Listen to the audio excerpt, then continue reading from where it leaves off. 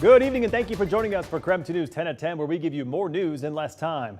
We want to get straight to our Nightbeat tonight for a quick look at today's top stories. The trial for a former Idaho State trooper accused of killing his wife continued today with playbacks of 911 calls and body camera footage from the night of Kendi Howard's death. Using those elements, prosecutors focused on what they called Daniel Howard's suspicious behavior that night. Each of the deputies who testified said they made several unusual observations. They included small fragments of glass on the bedroom floor and a running dryer with bath towels and rugs inside. Today, the deputy coroner also said the position of Howard's wife's body in the bathtub was unusual for a suicide. It's a strange position for somebody's feet to be in a bathtub. The blood on her face is not going in a proper direction. Did that appear odd to you based on your training and experience? Yes. It was also pointed out today that Howard did not call 911 right away after hearing a gunshot. The trial continues tomorrow. Now, I'm pretty certain it was an explosion.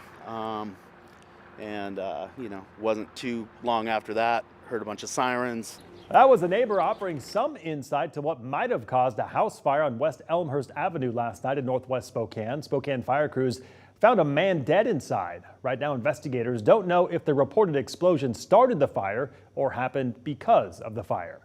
Law enforcement in central Washington asking for help tonight to find a missing woman. Deputies say 31-year-old Irene Fleming was last seen on February 25th visiting friends on Road U Southwest. There are new reports, though, that she may have been seen in the Wenatchee area. She was last seen wearing a brown jacket, blue jeans, and a brown boots. If you have any information, you are asked to call that number right there at the bottom of your screen.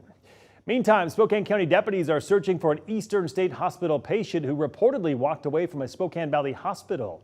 Deputies say the 28-year-old patient left the hospital at around 1 p.m. He is described as 5 feet 8 inches tall with black hair. He was last seen wearing a green hoodie, red sweatpants, and white shoes.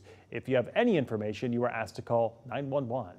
And that was your Night Beat. To learn more about any of these stories, just head to our website. That's KREM.com. Now to a developing story. The Interfraternity Council at WSU says all Greek life events involving alcohol are now on hold. They are pointing the fingers at an increase in medical calls at those events. The council says they have a risk management plan in place, but it has continuously led to safety concerns and needs to be reevaluated. In the meantime, all other Greek life events will continue at the university. All right, switching gears to talk weather. We're closing out another sunny day, but guess what? We've got another one on tap for tomorrow. Let's get straight to Chief Meteorologist Jeremy Legoo for how much longer these sunny conditions are lasting. Jeremy? The next few days, but when it comes to the overall weather pattern, all of this sunshine means we get cold each and every night. Right now we sit at 28 degrees and those temperatures are going to continue to drop. Not a cloud in the sky, and that gives us the perfect recipe for radiative cooling. Basically, all of the heat at the ground escapes up into the atmosphere and those temperatures drop. Overnight, we fall back down into the low 20s and teens across much of the inland Northwest. It is going to be another very cold morning as you head out the door. But get this, by tomorrow afternoon, it looks like we eke out just a couple of more degrees. Basically, sunshine and more pavement and more grass means we will get warmer and warmer every single day in our overall weather pattern. We just have to melt some of that snow away. As we do so, we start warming up. By Friday, it's a little bit of a different mechanism. The return of cloud cover coincides with temps climbing to near 50 degrees. Saturday, it's the return of showers. All right, sounds good, Jeremy. We'll check back in with you later in the broadcast. Well, it has been more than 6 months since the Gray Fire in Medical Lake destroyed more than 240 homes. Now homes are starting to be rebuilt and victims are hoping to move forward. KREM 2's Nathan Hyun learned tonight when the victims' lawsuit against Inland Power and Light is set to start. And Nathan, that's not anytime soon. Mark, that's right. I attended the virtual town hall meeting tonight where attorneys for Singleton Schreiber spoke with victims of the Gray Fire. The law firm has filed a lawsuit against Inland Power and Light, the utility DNR blames for causing the fire. I have to drive through that area every day to work and from work, and it's just, a constant reminder of what happened. Joe David Feliz and his wife Destiny lost their home in the Gray Fire on August 18th. Now, more than 6 months later, most of the construction on their new home is complete. People, they're in different stages, and it's exciting when you see a lot get cleaned up, and then their foundation, you get excited for them. They were one of more than 24 families that joined a town hall with attorneys from Singleton Schreiber, a law firm that specializes in wildfire litigation. The firm got involved with the Gray Fire back in September. We have experts that when we suspect that there's been a utility-caused wildfire, we have our experts take a look at it and see what they can confirm. John Lemon and Steve Hill are the primary attorneys handling the litigation. They say since a DNR report came out that blamed Inland Power and Light for causing the Gray Fire, it's helped them move forward in their process. It's evidence, or it provides information about how to get evidence, about who the potential witnesses are.